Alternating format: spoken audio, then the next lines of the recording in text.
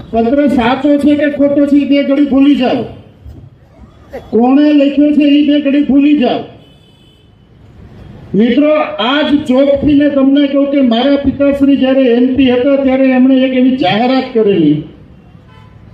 ત્યાર પછી મનુભાઈ કોટડીયા એમપી હતા ત્યારે એમણે એકવાર એવી જાહેરાત કરેલી કે ભાઈ કોઈ પણ જગ્યાએ અન્યાય થતો હોય તો અમને નાનામાં પત્ર લખજો, અમે તમને ન્યાય અપાવશું.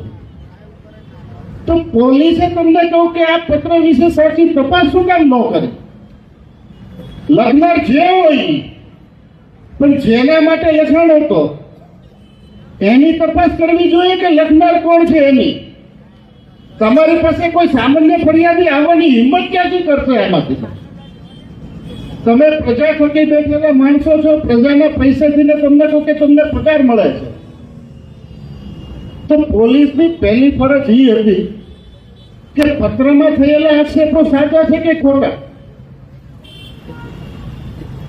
સુપ્રીમ કોર્ટ સુધી તમને કહું કે આ વાતને માન્ય રહેશે કે ભાઈ એકવાર આક્ષેપ થાય ત્યારે સત્તામાં બેઠેલા માણસે અથવા તો કોઈ પણ અધિકારીએ તમને કહું કે એની તપાસ કરવી જોઈએ.